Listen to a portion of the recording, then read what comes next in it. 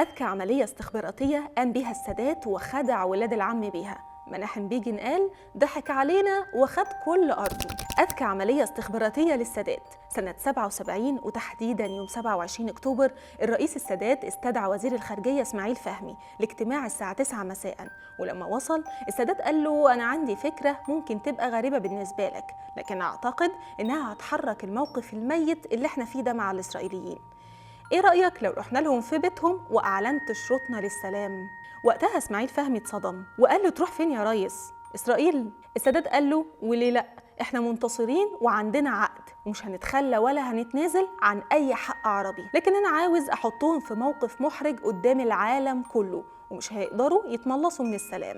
وقتها وزير الخارجية سأله هو سيادتك بتتكلم جد يا ريس؟ السادات قال له أيوة، والفكرة قابلة للنقاش، فكر كده معايا وقول لي رأيك. خرج بعدها اسماعيل فهمي من الاجتماع وهو مش مصدق نفسه، وأول ما رجع اجتمع مع محمد البرادعي وأسامة الباز وقال لهم تصوروا الريس عنده فكرة كده وباين واخد الموضوع جد، وحكى لهم إن السادات عاوز يزور إسرائيل. وطبيعي الكل رفض، لكن السادات كان مقتنع بالفكرة تماماً. ويوم 9 نوفمبر سنة 77 وقف في مجلس الشعب وقال: وستدهش إسرائيل حينما تسمعني الآن أقول أمامكم أنني مستعد أن أذهب إلى بيتهم إلى الكنيسة ذات. طبعا الكل اتوقع ان السادات بيرمي ورقه اختبار، لا اكتر ولا اقل، لدرجه ان سيد مرعي رئيس مجلس الشعب وممدوح سالم رئيس الوزراء اتصلوا برؤساء تحرير الصحف وبلغوهم بحذف الجزء ده من خطاب الرئيس. لكن في اسرائيل لما سمعوا الكلام ده قالوا بس الفار وقع في المصيدة بنفسه. واجتمع مناحم بيجن مع حكومته فوراً وقرر يدعو السادات لزيارة القدس، لأنهم كانوا فاكرين كلام السادات مجرد ذلة لسان، وكانوا واثقين من رفض السادات لدعوة الزيارة. وقرروا يستغلوا الموضوع علشان يثبتوا للعالم إن العرب مش عاوزة تتصالح. وبالفعل الدعوة وصلت للرئيس السادات، وهنا قال جملته المشهورة: الغبي بلع الطعم.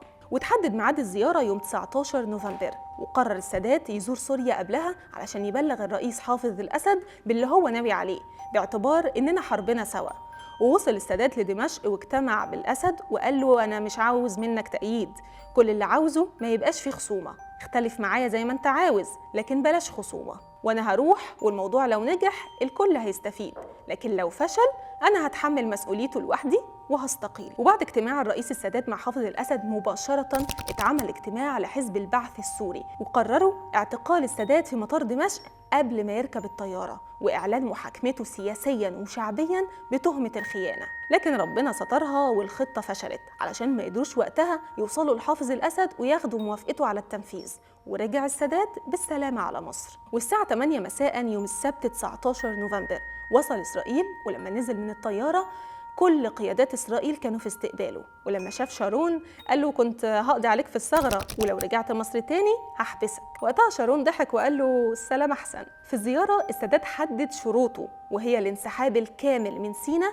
بدون شروط، ومفيش تنازل عن حدود الفلسطينيين، وفي المقابل هنعترف بيكم وننهي الحروب. وبدأت عملية السلام في مؤتمر المينا هاوس، لكن الفلسطينيين والدول العربية رفضوا الحضور، ورغم كده العلم الفلسطيني اترفع على الفندق.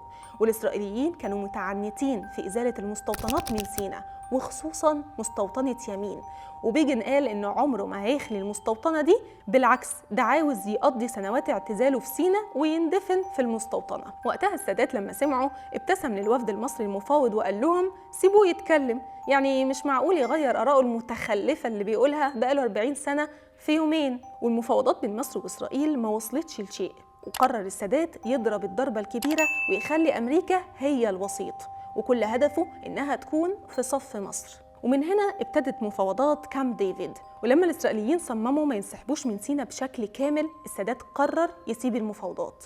والقصة بقى إن عزرا وايزمان وزير الدفاع الإسرائيلي وقتها اجتمع مع السادات في رابع أيام المفاوضات وقال له موشي ديان متأزم جدا، وسمع إنك دايما بتقول إنك مش بتثق فيه لأنه كذاب. السادات رد عليه وقال له اللي سمعه صحيح، أنا مش بثق فيه وهو راجل كذاب. عزرا قال للسادات أرجوك يا سيادة الريس تقابل ديان وتريحه نفسيا لأنه بيأثر على بيجن، وإحنا كلنا عايزين نخرج باتفاق. وحصل فعلا اجتماع ما بين السادات وموشي ديان، والأول مرة ديان قال للسادات أنا هقول لك الحقيقة بشكل واضح علشان ما تقولش إني كذاب. مفيش أي حكومة هتوافق على الانسحاب من مستوطنات سيناء، والأفضل إننا نشوف حلول وسط، زي مثلا إن المستوطنين يبقى عندهم جنسية مزدوجة، أو السيادة على المستوطنات تبقى مصرية إسرائيلية مشتركة، أو حتى خضوع سكان المستوطنات للسيادة المصرية. السادات رد عليه وقال له الموضوع ده مرفوض شكلا وموضوعا، والانسحاب من الحدود الدولية غير قابل للنقاش.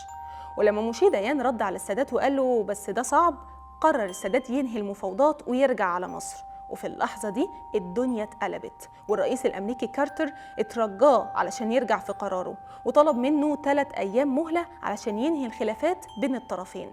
وخلال ال3 أيام تحت الضغط والتهديد الأمريكي وافق مناحم بيجن على طلب الرئيس السادات، وبيجن بنفسه هو اللي ناشد الكنيست على الموافقة على اتفاقيات كامب ديفيد وإخلاء المستوطنات، وأهمها مستوطنة يمين اللي كان نفسه يدفن فيها. ورجعت الأرض المصرية بالكامل في أذكى عملية استخباراتية قام بيها الرئيس السادات، وقال للمعترضين كل اللي دفعته مبنى وعليه علم اسمه السفارة زيها زي 120 سفارة في مصر، لا هتقدم ولا هتأخر، وشوية قيود على السلاح في سيناء، لكنه ماله برضو قواتي تقدر توصل لجوه إسرائيل في 6 ساعات لو قامت حرب. رحم الله الشهيد محمد أنور السادات. ولكننا ظللنا نحتفظ برؤوسنا عالية في السماء وقت أن كانت جباهنا تنزف الدم والألم والمرارة.